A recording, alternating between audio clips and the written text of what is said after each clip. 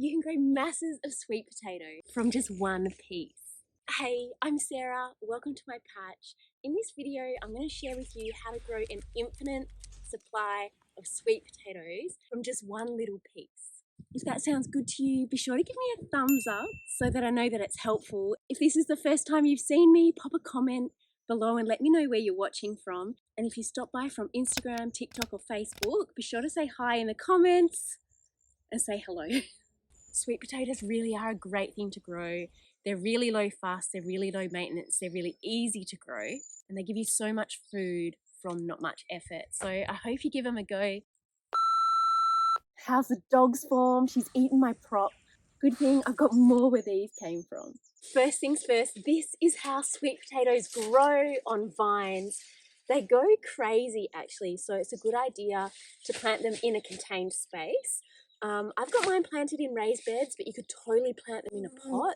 To be honest with you, I actually didn't even plant this sweet potato. These vines have self-sprouted from potatoes that I grew the year before. These have self-sprouted from parts or remnants of potatoes that I missed when I was harvesting.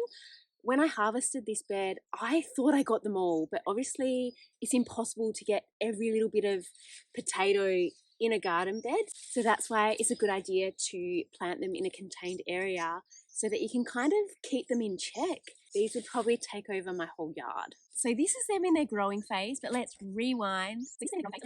And I'll take you back to where it all started. So this is a sweet potato slip, or just a baby sweet potato really. I started mine by just popping it in a jar of water on my kitchen bench where it's a fairly sunny window, and it took about a month for it to grow roots and the leaves as well. So sweet potato plants are quite tender, they don't like frost, so you want to make sure that you're planting them out once the weather warms up. So for me, it's probably the middle of the first month of spring. If you're in a warm tropical climate, you'll probably grow these most of the year round. So once my little baby slip formed leaves and the chance of frost had passed, I prepared my garden bed with a good dose of compost and just a little cow manure. Sweet potatoes don't like too much poo. If you give them too much poo, you're going to get loads of green growth and not much tubers. Let's be honest, we're not growing them for their leaves. Even though they're edible, we really want the tubers. So there's two main soil tricks for sweet potatoes. One is not too much poo. Second trick is they like a slightly acidic soil, so don't go adding any lime or anything that's going to alkaline your soil. They do like a little bit of manure, but not too much. Another thing worth mentioning is they really want a nice free draining soil, so a slightly sandy soil. You don't want your soil to be waterlogged or you'll find your tubers might rot under the ground. So I like to plant my potato slips sideways, and I like to make sure that some of the green growth is exposed so I can get a bit of sunshine on those leaves and grow a bit faster. Hands down, one of the best things about sweet potato is they don't need fertilizer. I don't liquid feed them, I don't add anything to them through their growing season. So if you don't fertilize them, how do you get so many sweet potatoes from one single slip? Well, the secret is in the vines. Vine tucking. You heard it here first, vine tucking.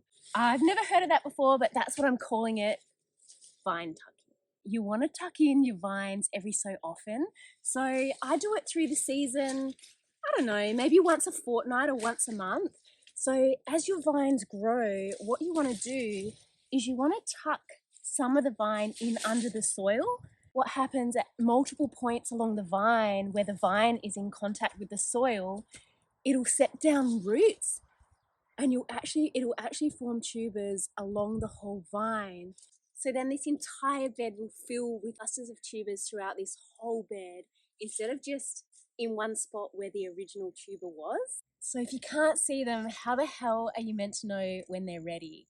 Well, it's super easy. You can go based on time or based on visual mounds. If you look closely, you'll see the soil lifting in certain places where there's sweet potato growing underneath. Like here's one right here.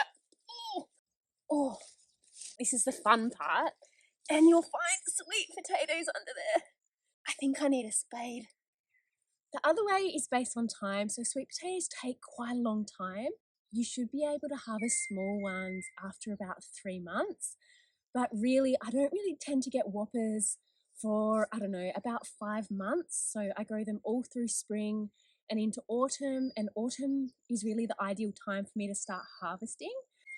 Or if you want to harvest the entire bed, which is what I do at the end of the season or just at the start of winter or before it gets too wet, and I will harvest and dig out the entire bed. You'll know when they're ready to pick because all the vines will start dying off. They're pretty lovely and green at the moment. Once more of this bed starts yellowing off, I know it's time to harvest my sweet potatoes, and you definitely want to harvest them before you're coming into a lot of rain. Otherwise, they can sit wet underground and you don't want your harvest to be spoiled. One of the bonuses of harvesting just one here and now as you need, as you can see, I've got this big one here, and then on the same cluster, I've still got some baby ones under here. Oh, and some more here too. So by just picking these, picking the odd one as I want, these have time to grow and get bigger. So what's the secret to a never-ending supply? So when I'm digging up my sweet potatoes and harvesting the entire bed, I keep my eye out for full little baby slips like this that are fully intact. So there's no broken off bits. It's like a perfect little sweet potato. And I keep them for starting the following year.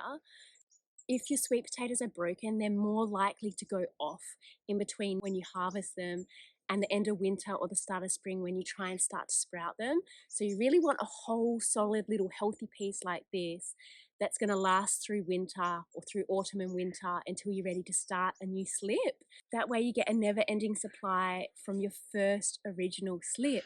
So this bed was self-seeded or self-grew from potatoes here last year, and my other garden bed that I pulled that sweet potato out of has come from a slip that I saved from this bed last year, if that makes sense. So then this year I'll save some slips from my fresh bed that I've planted, and this one will probably self-seed forever. I hope you give them a go.